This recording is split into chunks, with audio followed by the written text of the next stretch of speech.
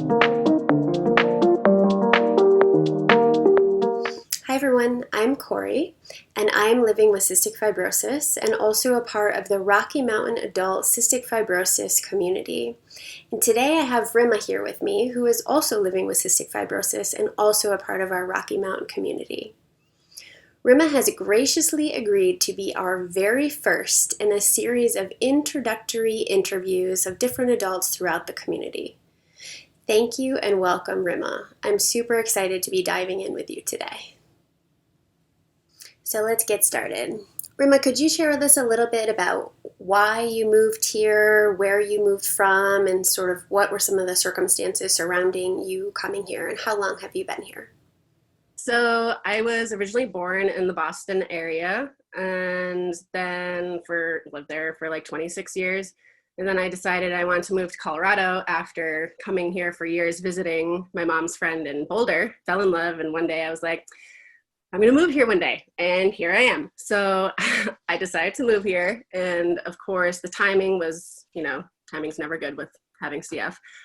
I got really sick and was hospitalized like 4 different times before my move date. And then when I was supposed to be moving, I was in the hospital. So I had to push it. And then eventually my sister volunteered to help move me out here and drive me here.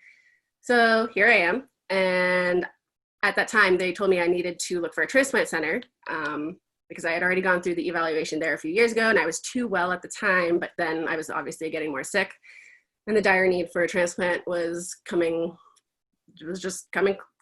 soon. So yeah, I came here, met with the transplant center, UCH, had a appointment and went over a bunch of stuff. I don't know how long the appointment was. At the end of it, they said that they would accept me into the program and I'd qualify or something for an evaluation.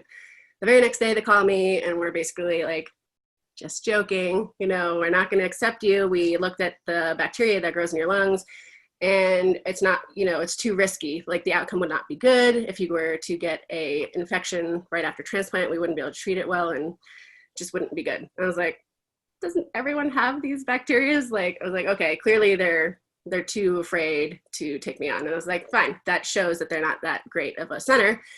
So I was thankful, even though I was really upset because I was like, crap, what do I do now?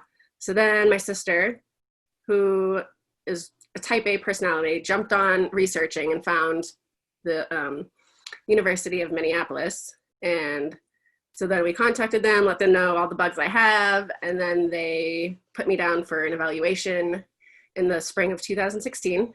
And so then we drove out there and had it done and came back and I was like, had to wait 2 weeks before their response. And they're like, you're accepted, but it's not that urgent. And I was like, okay, can I have my summer to enjoy before I get listed? And they said yes.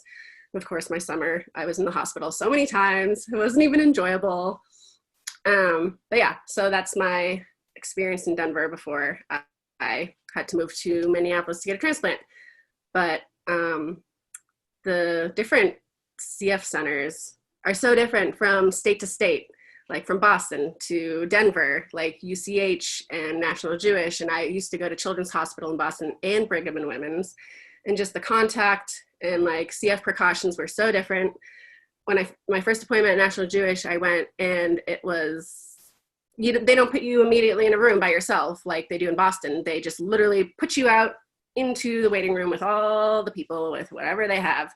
And it just tripped me out. And I was like, is this right? Am I doing this right? I was like, am I supposed to be in a room? I don't know. It was weird, but I guess that's how they do it. But yeah, so that's my Denver experience with the CF Center.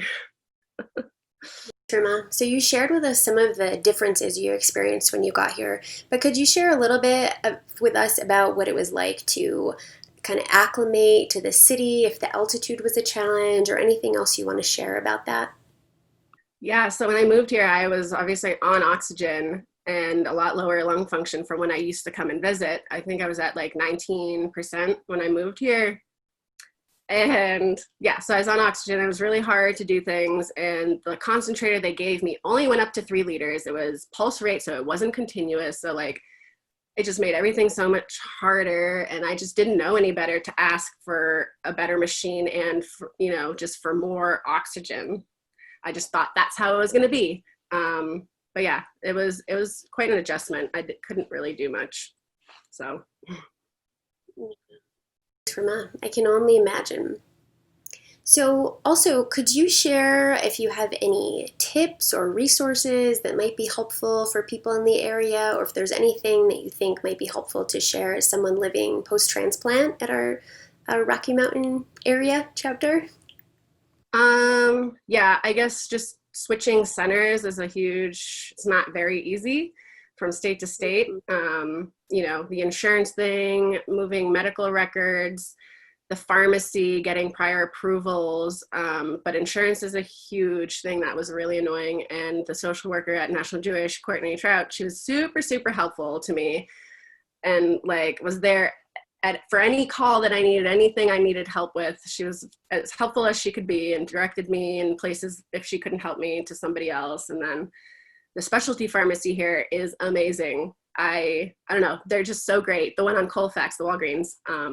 So I go to them for like most of my stuff. And if I can't get it that day, or if I don't want to drive to Denver because I live in Aurora, I just go to have them call it into the one that's like 5 minutes from my house, which I don't know, Walgreens, it's all in the same system. So there's no issues there. I feel like I had a lot of trouble when moving from Massachusetts to here. It was just because it wasn't Walgreens back there. But yeah, I don't know, just advocating for yourself and letting, if you don't like something, let them know, or if something's not working for you that they suggested, definitely say something. Don't just accept it and think that's how it's going to be. So I think that's super important for any patient, not even just with cystic fibrosis or post-transplant. Thanks, Irma. I could definitely relate to all the insurance hurdles, the help from Courtney, the awesomeness of our community, Walgreens, for sure. And also self-advocacy is something that is so important no matter where you are. So thank you for reminding us all of that. Okay, so for the last question, is there any sort of fun fact, anything that is unique to you that has nothing to do with cystic fibrosis, or just anything that's essentially Rima that you would love to share with us today? I guess my fun Rima fact would be I love pizza and I like to make it from scratch. I will make the dough from scratch and the sauce. But it's also CF related because, it's pizza and it's, trying to gain weight, which I still have trouble with. And I like during quarantine, I definitely tried to make I tried out many unique pizza toppings. Like I made an enchilada pizza. I made an Asian pizza. I made one with potatoes on it. The margarita will be the OG. That is my favorite. Because I grew basil from seeds, so I have a giant basil pot outside that I use for my pizzas. So, and then I'm growing San Marzano tomatoes from seeds outside as well, so I can collect them all during season and then hopefully can them or something for the winter. So I'll have fresh sauce. That is awesome. That sounds awesome. And my next question is, do you do home delivery? Maybe in the future. Yeah. Okay. Okay, well, thank you so much for sharing a little part of yourself with us today, Rima. I'm super grateful to be a part of this community with you. Thanks for your time. Of course, and thanks for having me. I'm so glad you're part of this community and that we started the Rocky Mountains Cystic Fibrosis Adult Community. So yeah, thanks for having me. Okay, so if there's anybody who would like to share a little bit about themselves in our community, then you can go ahead and PM me, just send me a message and we will get you on the schedule. We'd love to hear from you soon. And just remember that we're all in this together here. And until next time, we'll see you in the next one.